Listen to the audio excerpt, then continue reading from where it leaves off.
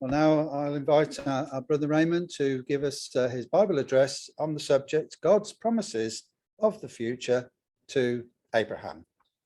Brother Ray.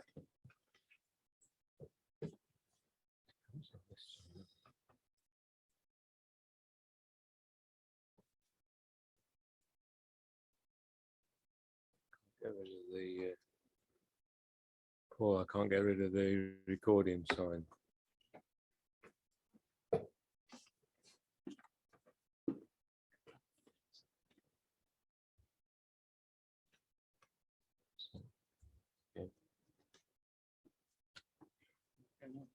Yeah, that's right. Thank you. Hi, good afternoon. As has been announced, we're looking at God's promises of the future to Abraham. And during the course of this series of talks, we've considered one so far, and there are two more to go. So first of all, God's promises of Christ in Eden, then God's promises of the future to Abraham, God's promises of the future to David, and finally, God's promises to Christ. You can inherit the same. So this afternoon, we're to deal with the second of these subjects, which is God's promises of the future to Abraham. Well, the first question we might want to ask is, well, who was Abraham? If you've got your Bibles open, look back at Genesis chapter 11. I will on the slides put the passage up, but I'll just take an extract from the passage on the screen. In Genesis chapter 11 and verse 21, we get the answer to that question, who was Abraham? We read there, now these are the generations of Terah. Terah begat Abraham, Nahor, and Haran begat Lot. And Haran died before his father Terah in the land of his nativity, in Ur of the Chaldees. So we can conclude quite easily there that Abraham was a native of Ur of the Chaldees, along with his family. Which raises the next question, which is, well, where was Ur of the Chaldees? So where was Ur of the Chaldees? If we just look at the map of the Middle East and the Arabian Peninsula, you can see there the river Euphrates and the Persian Gulf.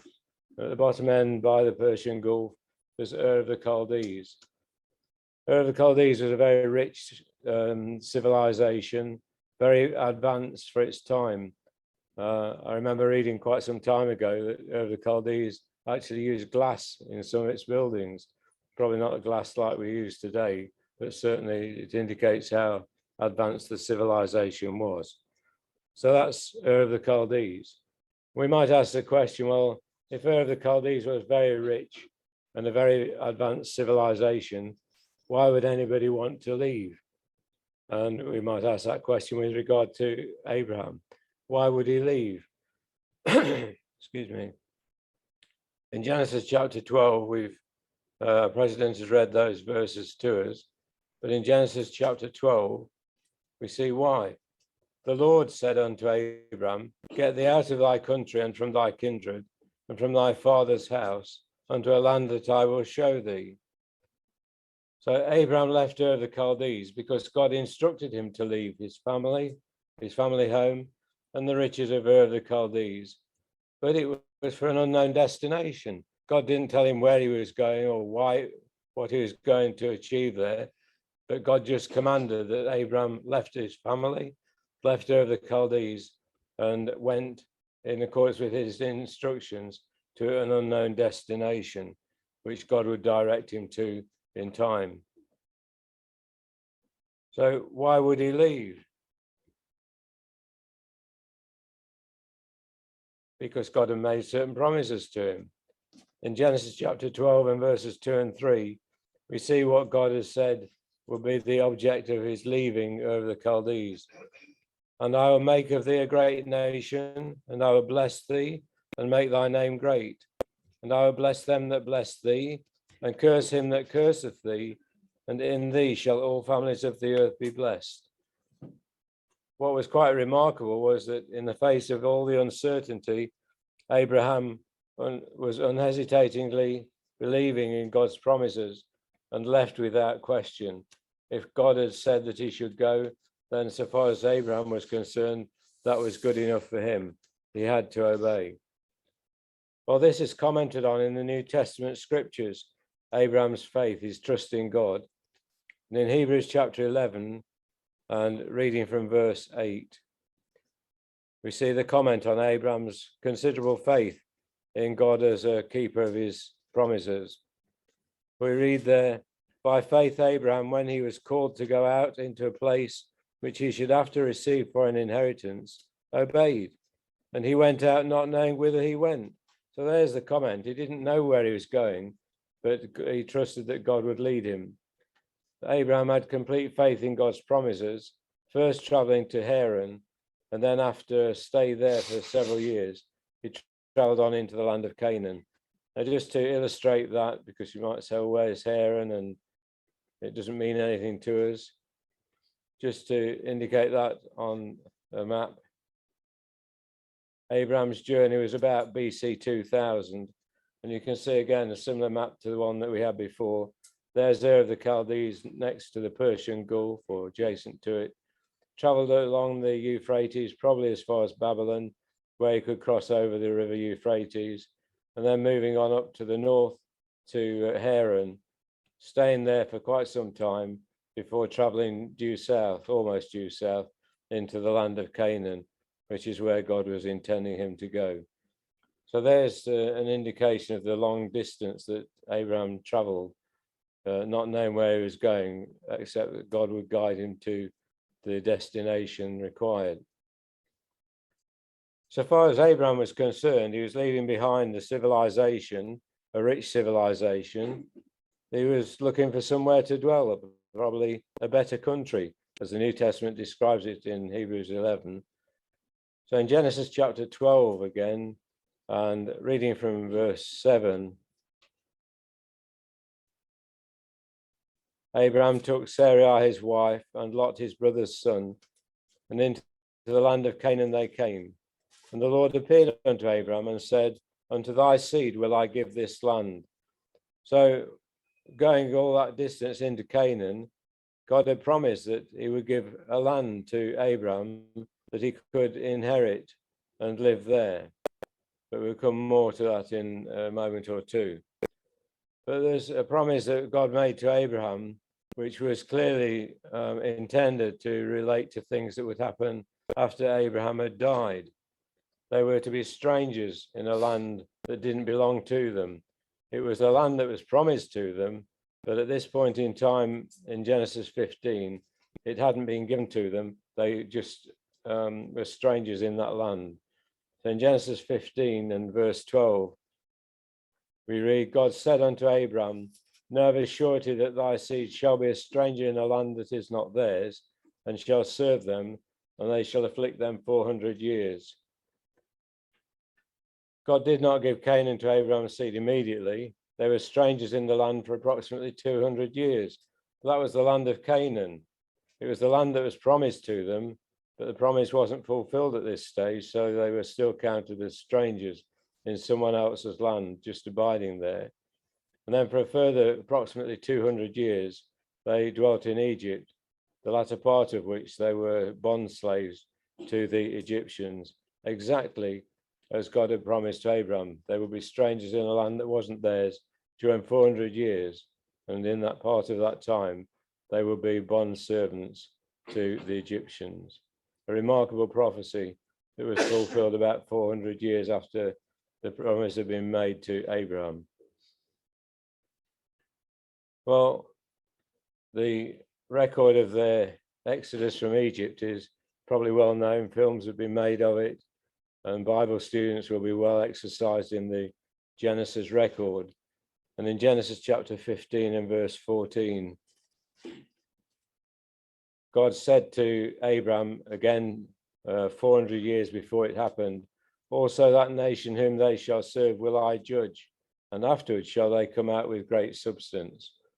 The record is very clear that exactly that time, to the date, the scriptures describe it, in that self-same day they came out of Egypt. Exactly at the time God said Abraham's seed would escape from Egypt, God sent Moses and subjected Egypt to the 10 plagues. The 10 plagues were so severe, increasing gradually as each plague was succeeded by something worse, till the Egyptians almost begged them to depart and go.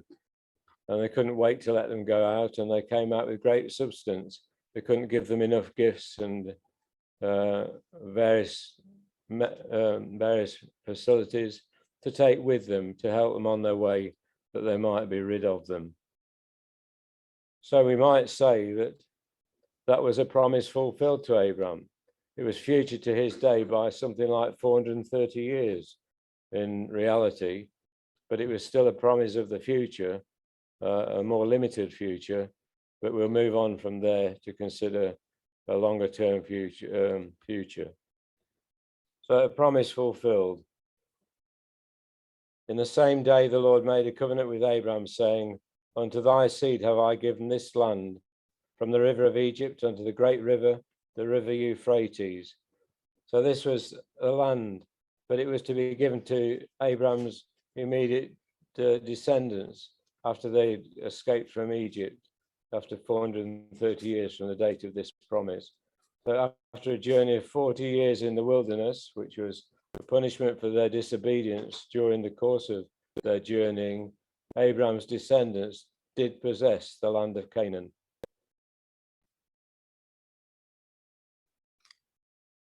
It's interesting to consider the territory that they occupied.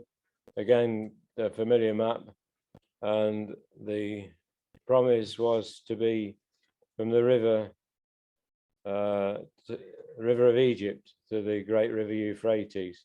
You can see the river of Egypt there. Some say it's the Nile, others say it's the Wadi El Arish, but it's in the same region.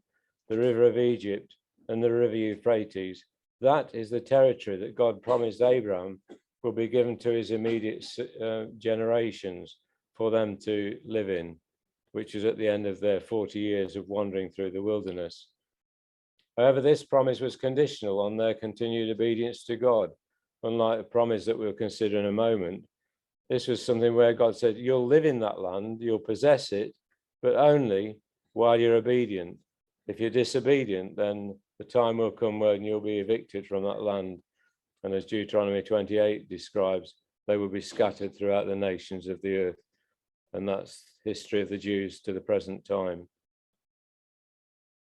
But that wasn't the only promise. That was what you might call an immediate promise, a promise of things that were to happen a short time after Abraham's death. But there was a longer term promise, and we read about that in Genesis chapter 17. In Genesis chapter 17, and reading from verse 4 and verse 8, my covenant is with thee, and thou shalt be a father of many nations.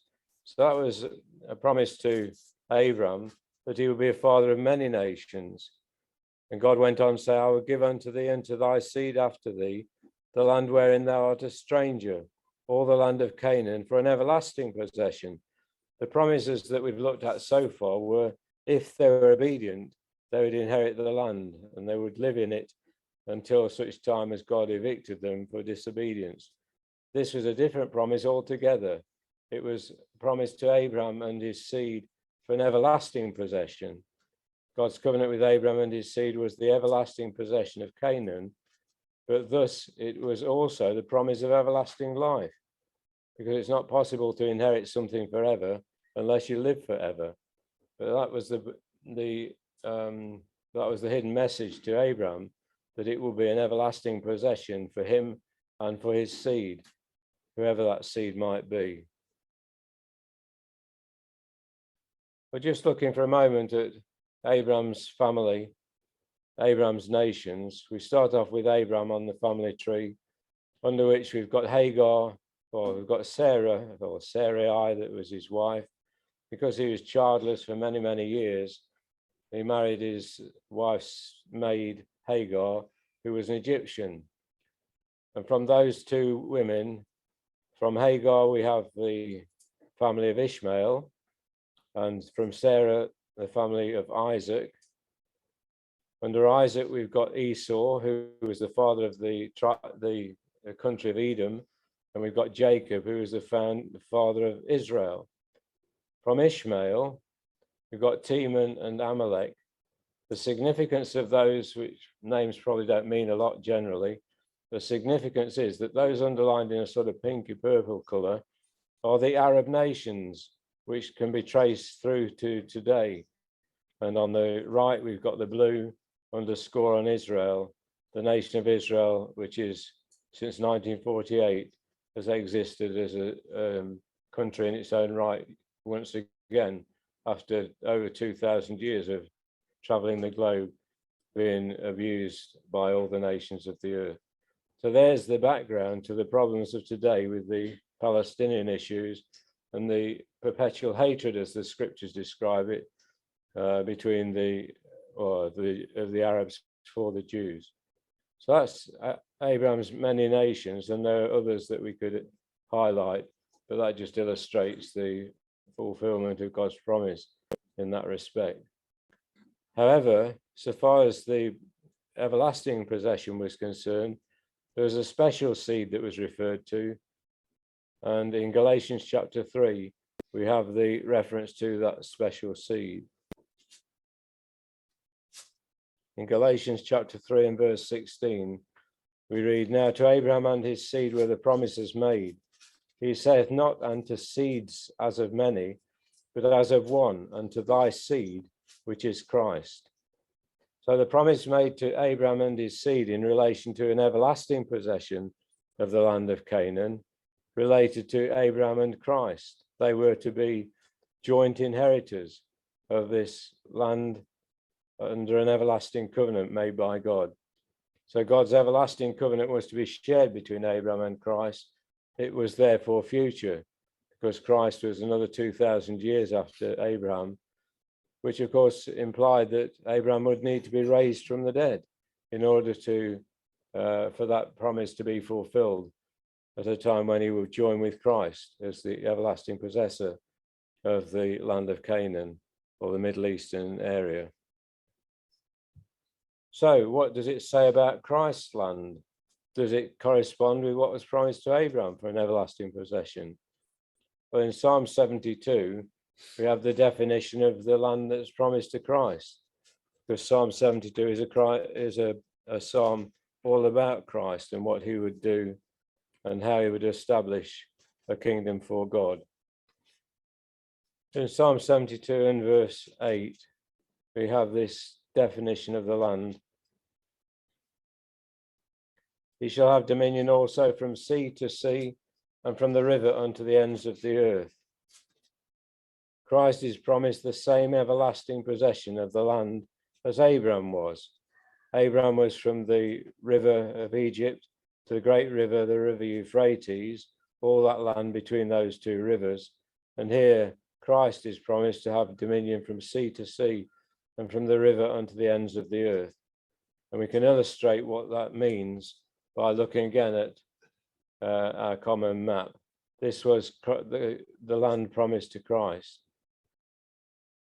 First of all, it was from sea, the Mediterranean Sea, to the Persian Gulf, from sea to sea, and then from the river Euphrates to what is described as the ends of the earth, or the Arabian deserts, more or less uninhabitable further south, but the boundary not totally defined, except under this definition of ends of the earth. So that's the land that's promised to Christ, from sea to sea and from the river and to the ends of the earth. And it's quite easy to recognize that that was almost exactly the boundaries that were identified to Abraham, the land as it was described to him, from the river of Egypt to the great river, the river Euphrates. There's consistency there, a demonstration that promises made to Christ were exactly those that were promised to Abraham, which we would expect, of course, if they were to be joint heirs of the area. But there was a test of obedience first, before Abraham could be confirmed as a permanent inheritor of the land in the future. And that's described for us in Genesis chapter 22. In Genesis chapter 22, we read there, God said, take now thy son, thine only son, Isaac, whom thou lovest, and get thee into the land of Moriah, and offer him there for a burnt offering upon one of the mountains, which I will tell thee of. Well, this must have been a shattering blow to Abraham, or it would appear it could have been, that this was the son that God said would be his heir, and now he was being asked by God to take him into the mountain and to sacrifice him on an altar. But Abraham showed that he would obey God, even if requiring the sacrifice of the son whom he loved, because, as the scriptures say, this was a foretaste of the fact that God would later sacrifice his beloved son. So God was going to make great sacrifices for mankind. Would Abraham be prepared to make a similar sacrifice of his son? It was a test of whether he would obey God when it came to the crunch. Well, the record goes on to tell us that Abraham was prepared to sacrifice his son, but God stopped him in the nick of time, as we might describe it, and Isaac was saved. But Abraham's faith had been proven to be absolute. God rewarded Abraham for this confidence and trust in him. In the 22nd chapter, is illustrated there, God said, because thou hast done this thing and hast not withheld thy son, thine only son, thy seed, which we've seen is Christ, shall possess the gate of his enemies. So you notice that's in singular. So it is definitely referring to a single individual now, not his general descendants. Thy seed, or Christ, shall possess the gate of his enemies, a complete victor over all his enemies.